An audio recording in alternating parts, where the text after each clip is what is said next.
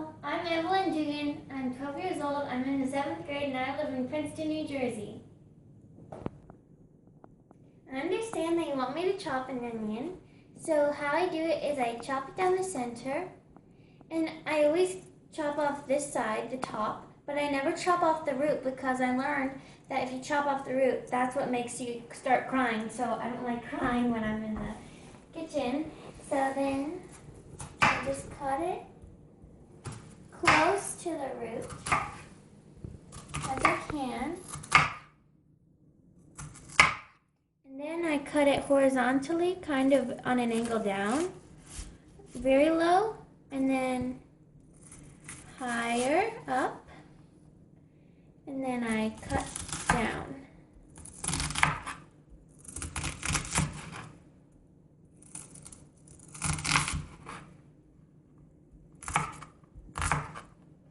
And I cut around the stem to get off the most that I can. And that's it. Voila! Huh. So now I'm making some fresh whole wheat pasta. So instead of using normal flour, I like to use whole wheat flour. And it gives it a little different taste. And right now I'm making the well for the eggs to go into on the kitchen counter. And I think I need a little bit more flour. And I like to do this because it gives me more, like, it's fresh, so it tastes better, of course. And also, it just gives me more freedom in the kitchen to make what I like. And it just makes me happy to cook by myself and to cook with things that I made from scratch.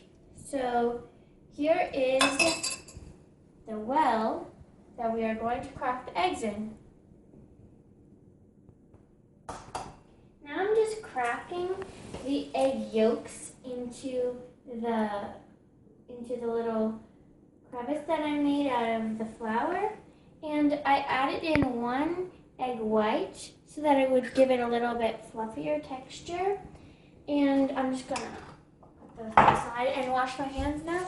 And so I like to add in something a little special with my pasta. So I like to add in some truffle salt, which is a special salt. And it has truffle-infused flavors into it. So when you add in just a little, I'm going to add in like about that much, I think, or maybe a little more because who doesn't love it? But, and then instead of using regular salt, and then I'm just going to do a little crack of regular salt too, and some pepper.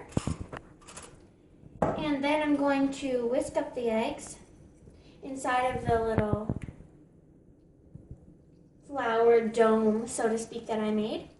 And I'm whisking these up, and my sister really loves pasta a lot, and also my dad and my mom love it when I make food like pasta and stuff, because then they don't have to cook dinner for the 2 hungry kids in the house. So now I'm going to start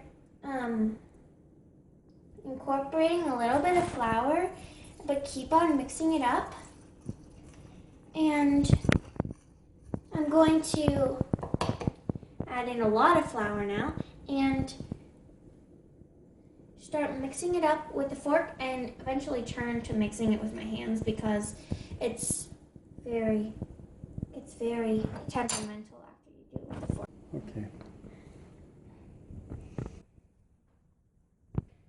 So for today, I'm making a pasta alfredo with serrano ham instead of, normally you would use pancetta or something, but I'm using serrano ham from Spain. And lucky enough, I have a whole leg right here. So you preserve it by putting the fat on top of it that you cut off from the top, and then you hold the hoof when you cut, and you cut straight up, and you use kind of the center of the knife. So I like to make this the old school way, where you just cut it, and you don't use a fancy machine because at my house we don't have a fancy machine. So I'm just cutting it up nice and try to do it as most uniformly as I can. And then I'm going to cut off the tips so that they're all even. And over there, what you're looking at now is my Alfredo sauce. I added in the cheese. And hopefully it'll turn out great. Now I'm just cutting off again so that they're all even. So I just cut all my pasta and I'm dropping it into the boiling water. And in the water I just have some salt and a little bit of chive oil. And the chive oil actually comes from China. Even though this is an Italian dish, I still think it will taste good. And did you know that pasta actually originally came from China too? So hopefully it'll just marry all together like it usually does. Okay, so I already boiled my pasta and you're looking at this and you're probably like, oh, this probably looks like French fries or something.